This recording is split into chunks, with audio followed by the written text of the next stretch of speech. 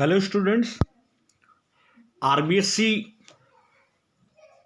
Science class 10th का chapter second मानव तंत्र से इस बार बहुचरणात्मक प्रश्नों की आपकी अभ्यासमाला है। और ये पाठ बड़ा है, इसलिए हमने इसको दो भागों में विभक्त कर दिया है। ये भाग एक है जिसमें प्रयास ये रहा है कि बुक का जो आपकी पाठ्य वस्तु है, अंदर के सवालों को ज़्यादा से ज़्यादा इसमें सम्मिलित किया है। और इसका जो भाग 2 मिलेगा आपको, उसमें प्रयास ये रहेगा कि जो अभ्यास इस पुस्तक में दे रखा है वो और जो अंदर की विषय वस्तु है, उन दोनों को मिलाकर आपको ज़्यादा से ज़्यादा अभ्यास का अवसर प्रदान किया जाएगा। हम प्रारंभ करते हैं इसको। आपका पहला प्रश्न, पाचन कार्य को करने के लिए आहार नाल में पाई जाने वाली ग्रंथियों या अन्यत्र उपस्थित ग्रंथियों द्वारा उत्पन्न रस कहलाते हैं। उत्तर है लार रस, अ ऑप्शन है आपका, ब भोजन रस, स पाचक रस और द अग्नाशय रस। इसमें से आपको उत्तर छांटना है। बेहतर है कि आप अपने अच्छे अभ्यास के लिए एक रफ कॉपी लेकर बैठ जाएं और आप अपना उत्तर सेलेक्ट कर सकते हैं। और ठीक जैसे ही हम इसका उत्तर बताएंगे, आप अपने उत्तर को सही और गलत भी कर लें। तो एक अभ्यास, अगर आपने इस अध्याय को पढ़ लिया है तो निश्चित तौर पर एक अभ्यास साथ का साथ चला जाएगा। हम स्क्रीन पर देखते हैं। आपका सही उत्तर है पाचक रस। प्रश्न 2, जिह्वा, जीभ जो होती है, मुख गुहा के पृष्ठ भाग में आधार तल से कौन सी रचना से जुड़ी रहती है? यानी ये जो जबड़े के साथ इसका सीधा संपर्क होता है, या ये जो अंदर के भाग में मुख गुहा में जुड़ी हुई है, तो आखिर कौन सी वो संरचना है जिसने जिह्वा को जोड़ के रखा है? उत्तर है आपका जिह्वा नाल, जिह्वा ग्रीवा, जिह्वा फ्रेनुलम और उपयुक्त में से कोई नहीं। आपको एक उत्तर इसमें से छांटना है। अबसद, जैसा मैं मानता हूं पेपर पैटर्न में आपको अबसद लिखना होगा, एक कोष्ठक आएगा और यहां हम आपको सीधा अभ्यास दे रहे हैं। इसका सही उत्तर है जिह्वा फ्रेनुलम। प्रश्न संख्या 3, मानव में सबसे आगे पाए जाने वाले दांत जो चीरने फाड़ने का काम करते हैं होते हैं? किणितक, रदनक, अग्रचौर्णक, चौर्णक। ये दांत के 4 प्रकार हैं।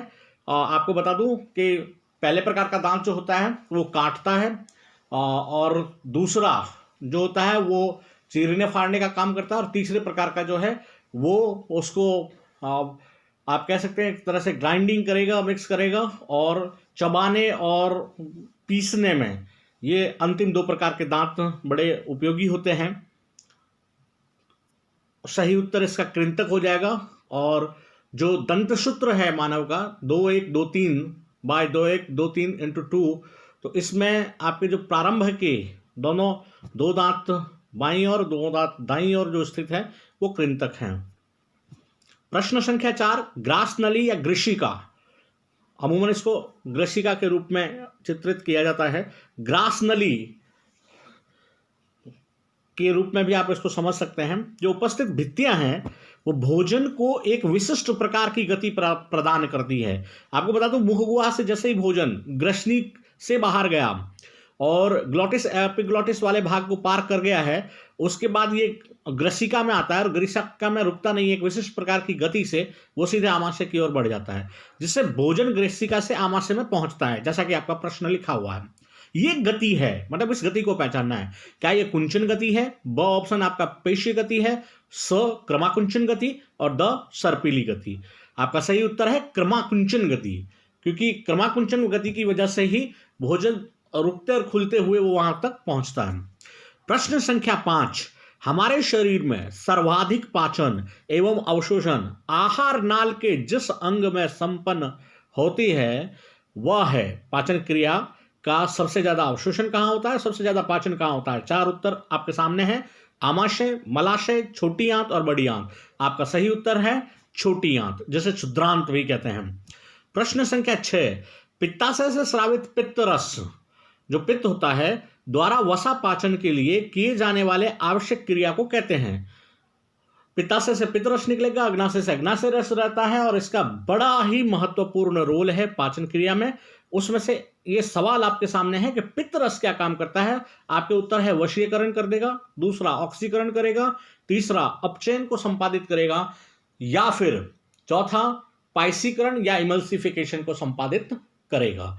आपका उत्तर है पाइसीकरण। और आप ये प्रश्न जो यहां पर है, ये आपको एक अंक में भी पूछा जा सकता है कि पाइसीकरण किसे कहते हैं या इमल्सिफिकेशन किसे कहते हैं।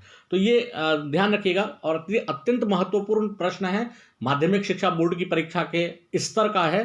तो निश्चित रूप से आप इसका अभ्यास, अगर आपसे गलती भी होती है तो इसको एक प्रकार से चिन्हित कर दीजिएगा और अधिकाधिक अभ्यास आपको इसका करना है।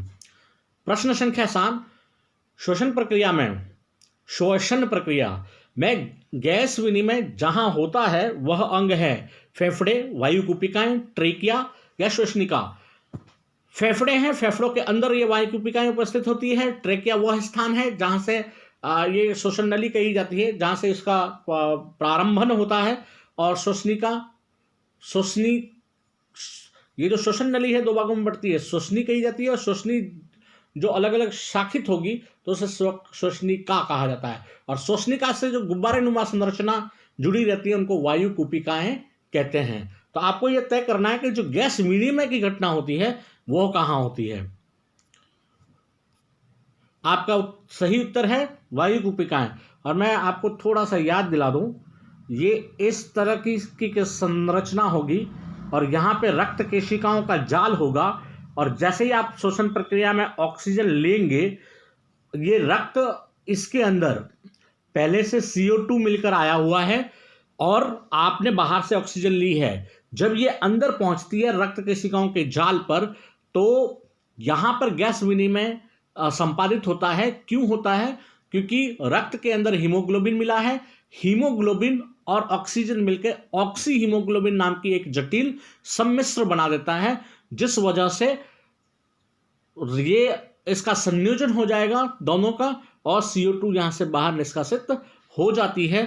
तो निश्चित रूप से जो उत्तर होगा वो वायुकुपिकाएं। हाँ, रक्त शुद्धिकरण जो है वो फेफड़ों में मानी गई है और जो गैस विनिमय है वो वायुकुपिका में संपादित होता है।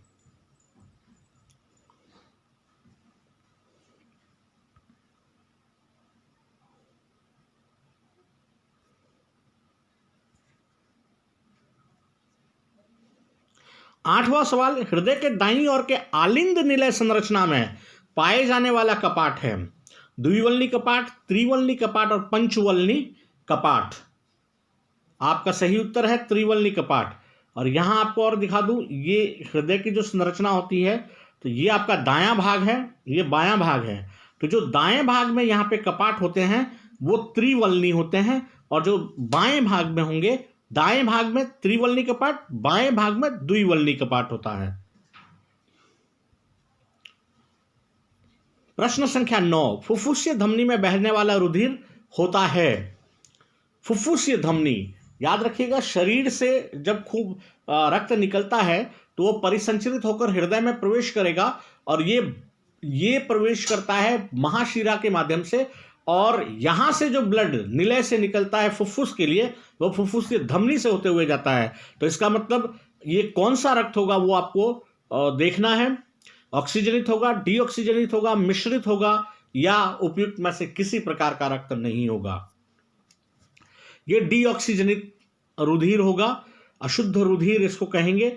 और ये वापस मैं आपको याद दिला दूं कि ये हृदय की संरचना है, ये शरीरांग से ब्लड आया है और ये गया आपके आलिंद में, आलिंद से आया नीले में, नीले से ये पहुंचता है फुफ्फुस को।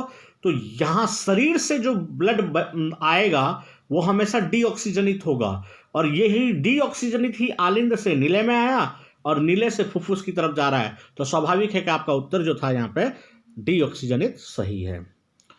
फिर आया है सवाल नंबर 10, मानव में पाए जाने वाले दंतों के प्रकार है। मानव में क्या गर्तदंती दंत पाए जाते हैं या द्विबार दंती, या फिर ये दोनों प्रकार के होंगे या उन में से किसी प्रकार के नहीं होंगे। आप अपना उत्तर अपने मन में रख लीजिए और स्क्रीन पर आपका उत्तर आ रहा है उपयुक्त सब दोनों प्रकार के। अब मैं आपको यहां पर एक चीज और क्लियर कर दूं कि हमारे दांत की ज्यादातर संरचना मसूड़ों में धसी हुई रहती है, इसलिए इसको गर्तदंती कहा जाता है। और ये जीवन में 2 बार आता है। ये दांत जब हम बचपन में होते हैं तो वो दूध के दांत निकलते हैं, और वयस्क की तरफ जैसे ही हम किशोरावस्था की तरफ बढ़ते हैं तो ये सारे दांत जो विकसित जैसे जैसे हम होते हैं ये दूध के दांत गिरते हैं और हमें स्थायी दांत मिलते हैं। इस घटना को द्विबार दंती, इस घटना की वजह से हमें द्विबार दंती यानी मानव को द्विबार दंती कहा जाता है। तो ये दोनों प्रकार के दांत हमारे अंदर पाए जाएंगे। और माध्यमिक शिक्षा बोर्ड के लिए आपका एक अत्यंत महत्वपूर्ण प्रश्न हो सकता है दांत गर्तदंती और द्विबार दंती को समझाने का, या गर्तदंती और द्विबार दंती में विभेद करने का। प्रश्न संख्या 11, वे वाहिकाएं जिनमें डीऑक्सीजनित अपशिष्ट युक्त रक्त, डीऑक्सीजनित अपशिष्ट युक्त रक्त प्रवाहित होता है, यह रक्त को हृदय की ओर ले जाती है, कहलाते हैं। रक्त को हृदय की ओर ले जाती है। और जिसमें डीऑक्सीजनित अपशिष्ट युक्त रक्त प्रवाहित होता है, आपको पहचानना है क्या वह धमनी में से होता है, शिरा से होता है, आलिंद या निलय से होता है। उत्तर आपका है शिरा। और ये उत्तर आप कैसे छाटेंगे ये मैं बता देता हूं। आलिंद और निलय वाहिका नहीं है, ये हृदय के भाग है। तो स और द की तरफ तो आपको सोचना ही नहीं है। अब आइए आप आपके उत्तर जो है धमनी और शिरा। तो धमनी और शिरा में से आपको यह तय करना है कि डीऑक्सीजनित जो शरीर से जब भी रक्त निकलेगा और हृदय की तरफ जाएगा वो डीऑक्सीजनित होगा, और ये महाशिरा ये काम करती है। तो हम इसका उत्तर जो है वो शिरा देंगे।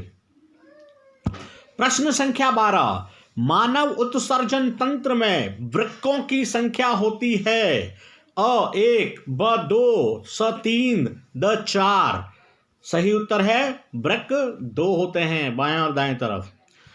प्रश्न संख्या 13, मानव उत्सर्जन तंत्र में सम्मिलित है। ध्यान से देखिएगा, ऐसे प्रश्न जब आते हैं तो हम जल्दबाजी में गलत करते हैं। इसको कंपटीशन लेवल तक में ये डाले जाते हैं, और कई बार विद्यार्थी ज़्यादा पढ़ने के कारण इन छोटी छोटी जो तथ्यात्मक बातें होती हैं वहाँ पर गलत कराता है।